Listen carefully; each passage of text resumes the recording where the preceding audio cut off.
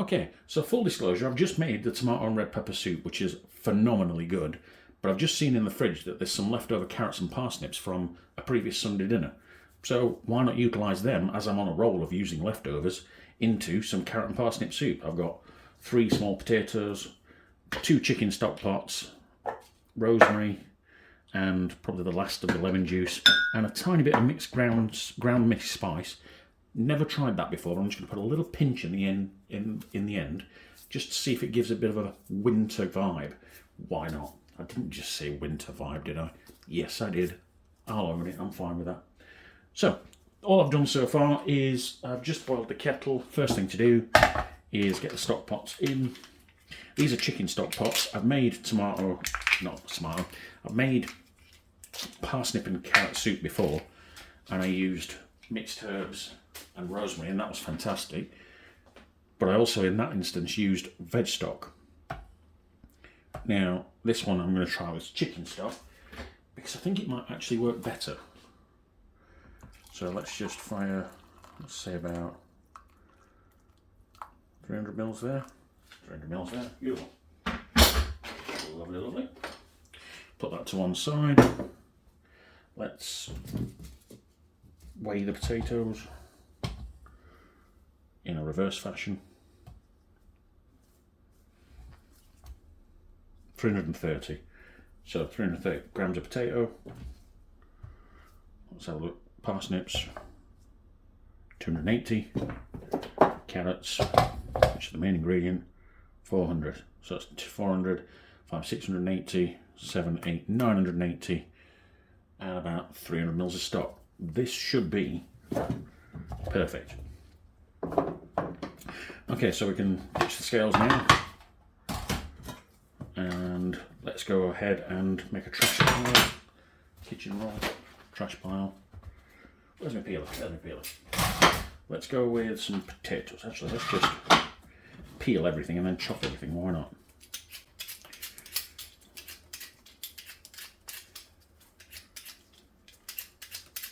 These potatoes are actually fresh out of the fridge, and so are the carrots and parsnips. I've already washed them, and you can see I've washed these as well. But that's the only things I've really done in between. Yeah, janky potato. Headbutt the tripod. I wonder how quick this can be. Let's not waffle too much and do some rapid peeling. I know you can go back and forth with the peeler, but I haven't got the coordination to do that. Whereas this, it's just the way I've always peeled vegetables. I'm not going to unlearn that for something that's less beneficial. Okay, trash pile needs to move. Let's go. Let's see if we can. We made that soup in about half an hour. Let's see if we can do this one in 20 minutes. I said 20 minutes. It's going to take 20 minutes to cook, but I mean the actual prep and then serving. Let's see if we can do this all in under 20 minutes. Let's go. Right, that's the potatoes done.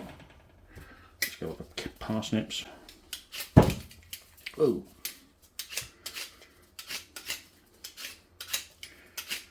And the stuff is going everywhere. But those are problems I don't care for. Look at that. Tiny. The cat that was distracting me, I said the cat, our cat that was distracting me, seems to have taken a temporary hiatus. Although I'm pretty sure, like Arnie, he'll be back. These are just standard carrots, as in they're not any taste of difference or anything. Always go for the cheapest carrots that they've got. Mainly because carrots aren't designed to be straight. Look at that, that's nice and wonky, so is that. The straighter they are, the less nutrients they've got in them. Which is a shame really, because for whatever reason, us humans like things that are straight rather than bent. And I've never really understood that.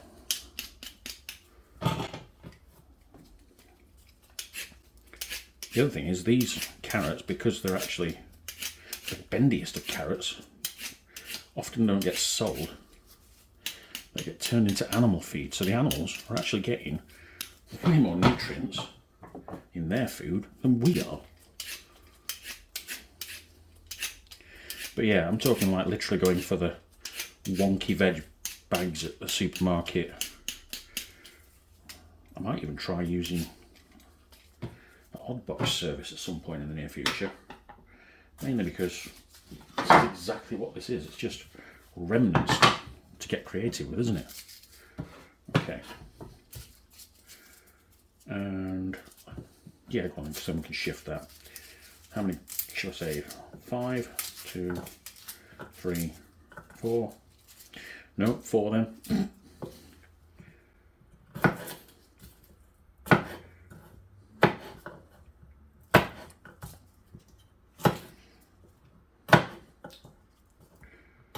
Actually, because that's not much of a clove, let's go and see if there's any more. There we go. That's the last old bulb. So let's get rid of that.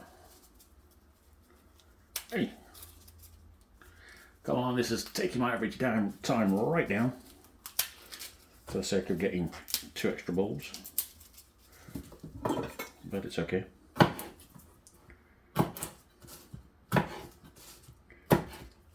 There's too much trash, it's irritating me. Stuff it.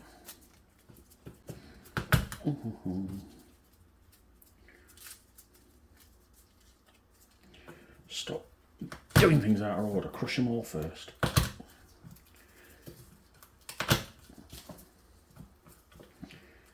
Then peel them.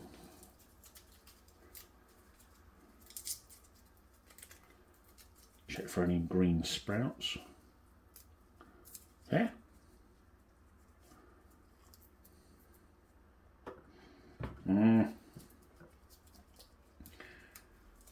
I can see why people like using very lazy garlic. I've used it before, but do you know what? Fresh garlic's not only cheaper, but it's just somehow nicer. I don't know if they pickle it or the juice that it's stored in is affecting the flavour. When you use it, it's great when you open a jar, but then you come to it about a week or 2 later and it just doesn't hit the same. Right, that's probably enough garlic. Nearly lost one there. There we go. Put that to one side. Oh, I've got to shift this, like it's doing me head in. Right, another trash pile. Partial trash pile, let's go. Whee! What time are we on? 9 minutes.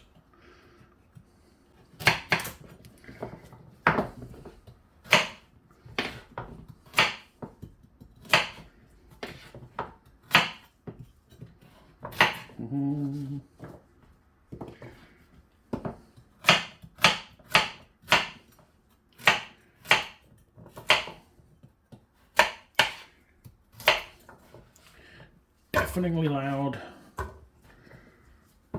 chopping board.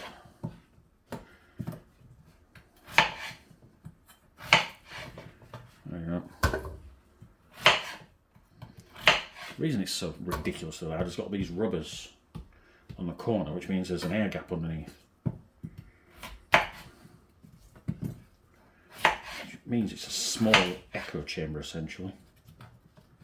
Go on, let's do those a little bit smaller.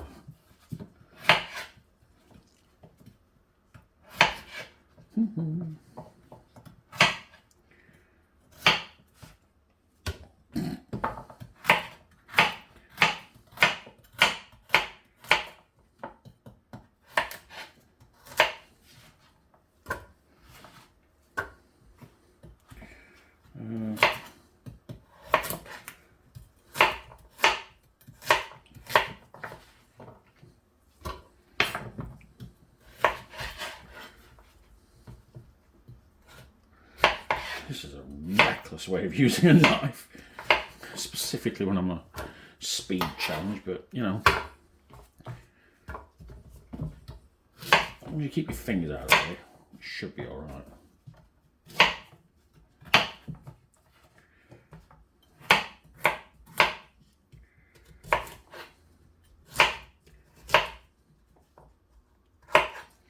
There we go.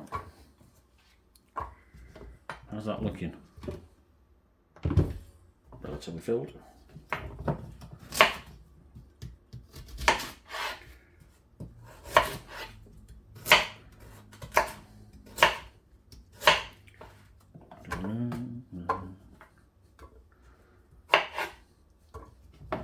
I was going to put the mixed spice in at the end, but you know what? If I put it in at the beginning, then I'll get a good idea.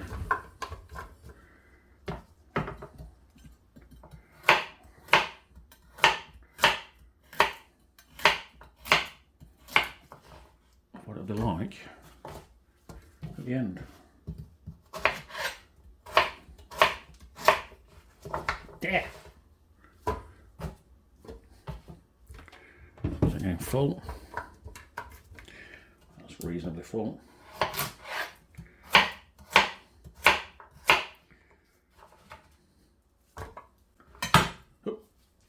Oh yeah. Oh yeah.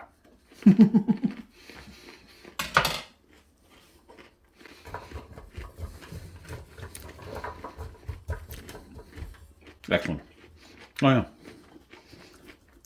Put the garlic in.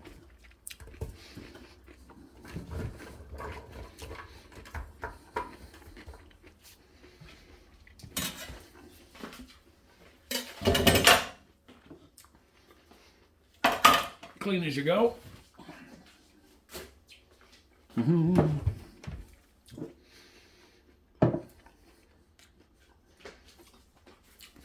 Really shouldn't throw things into my mouth when I'm the only person in the house.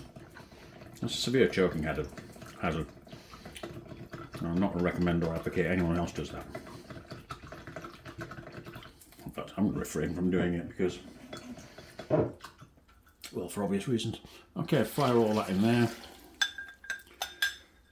Get the kettle.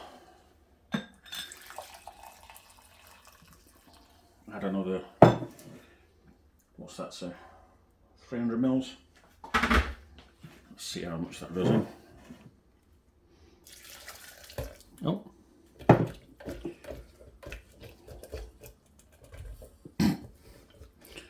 That's now at the maximum fill line and everything's good. We're aiming to make a nice thick soup. How much water's left in there? 150. So what do we use? 350 to start with. 300 was it to start with, I think. Yes, 300. And that was 150, so that's 450 mils. Okay, lemon juice.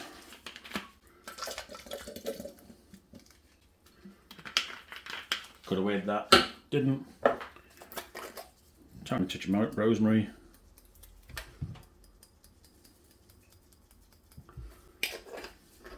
Rosemary goes with roast carrots, so why not put it in soup? And a tiny, tiny touch. I said tiny touch, that's a new bottle. So let's break that up a little bit.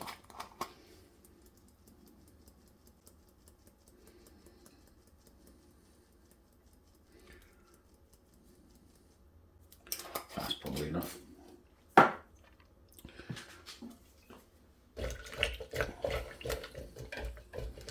Quick mix.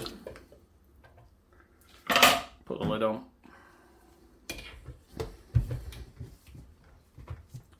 Check for power. And let's go. And we shall return in approximately 20 minutes.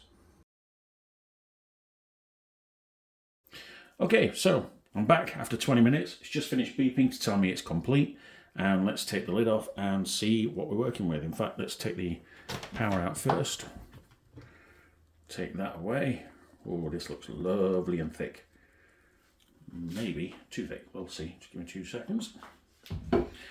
Let's get a spoon and give it a rummage around. Oh yeah. See, that is condensed thick soup. That is delightful. All right, let's take a... Oh, that's hot. Oh, mmm. Yeah.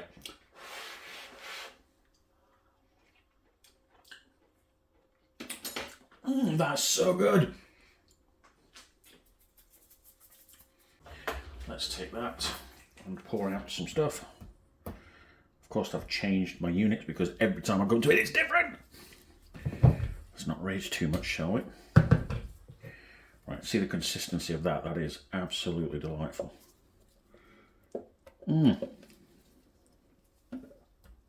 Ready? Ready. Okay, what are we thinking here? 150 grams each, no more. Because this is very thick.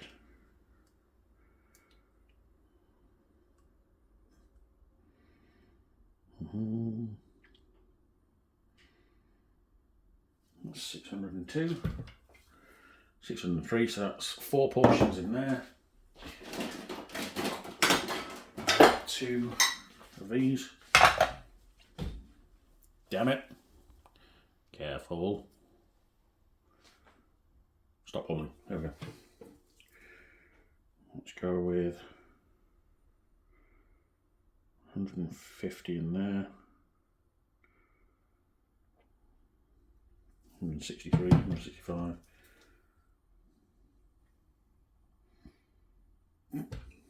Am I just obsessing again? Yep.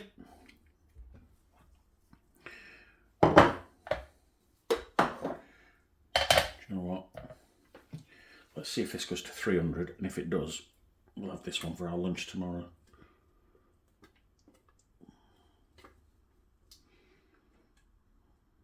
Hmm. 300. Okay, so let's just distribute a bit more into other bits. There we go.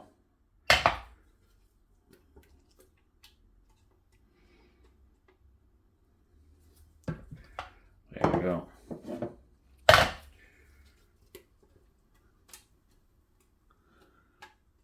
There we go. In fact, that's going in the freezer. That's my partner's to go to work, and that's for us for lunch tomorrow. So why not use a little bit of the leftover boiled water and wash the pan out. Mum used to do this years ago with tomato soup, and canned tomato soup, that is. But all that really did was water down the actual soup. Whereas this is, I think it's a trick that you're supposed to do with Campbell's condensed soup or something like that. Not necessarily Heinz. Heinz is open, heat, eat.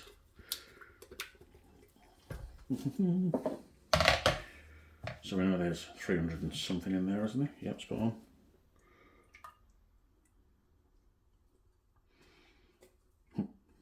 So there you go. 400. Stir that up and in.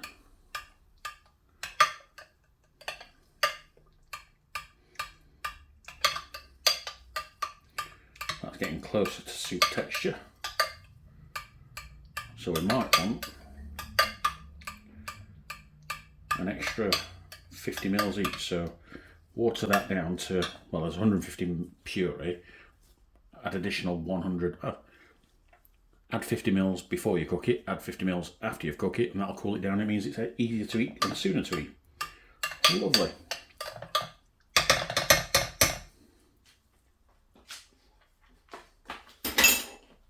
Oh, so nice. Right, so what we're doing? Just wiping the side down because I've made a mess, as is tradition. So that's 1, 2, 3, 4 portions for the freezer, 1 to take to work, 2 to make for lunch tomorrow. So that's over there. That is 4, 6, 8 portions of soup there, 7. That's 15 portions of soup in one day. I'm really pleased with that. Yeah. Okay, it's been at least 2 weeks since I made this carrot and parsnip soup. It's been frozen and it's been defrosted. A whole single pot was defrosted in the fridge for an entire day, and then I've dispensed 150 grams into each one of these. However, I've just realised that this is something that you probably want to know, which is how do we make this gloopy, watery mess into a delicious soup? Very simple, because let's face it, it looks an absolute disgusting mess at the moment. But what we're going to, as is tradition, change the unit. We're going to add just a tiny bit of water. Just a little shot. Let's say 14 mils there. Probably the same again. And then we're going to microwave it with a spare lid on top.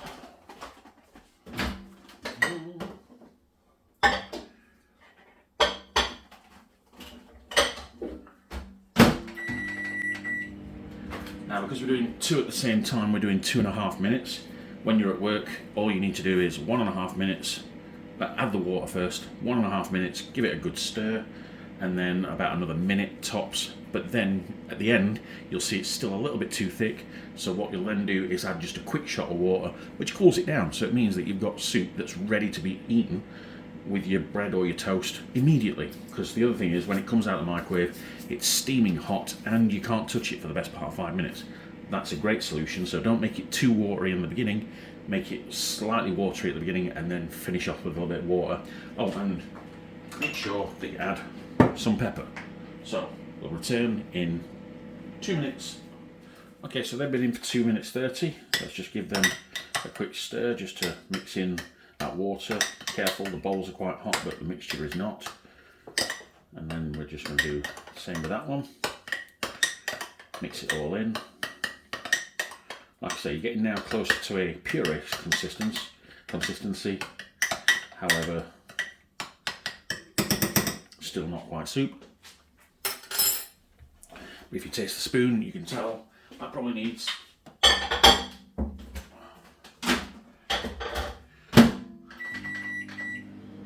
just another minute 30 for that, because I think that's going to be hot enough so we can drop the toast. The other thing to show you is this is a tomato and red pepper soup that we made recently. This is what it looks like when it's solid and been in the freezer. So yeah, as I said, when it comes out of the freezer and it's defrosted for an entire day, then it looks a little bit like that when you dispensed it out into the little pots. But again, as I say, it looks awful to start with. However, it's not going to look like that when we've done. Okay, you can see that they've just come out of the microwave now after having had that extra time. The toast just popped up, but I'll pop that down for an extra 10 seconds. And as we said, we'll pop a tiny bit of... Woo! The handle is hot. Woo! That's hot. Take that off of there. Where's my spoon? There's a new spoon, that's one, fine. And then we're just going to give it another stir, just to incorporate that cold water that we just put in there. If you're serving for guests, you can pour this out into something like a small glass bowl that I've got that is a little bit prettier than this.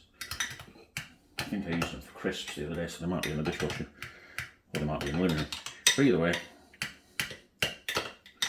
there we go, look at that. That's a lovely soup consistency. If you want it a little bit thinner, you can do. In fact, go right ahead. Just a tiny bit more.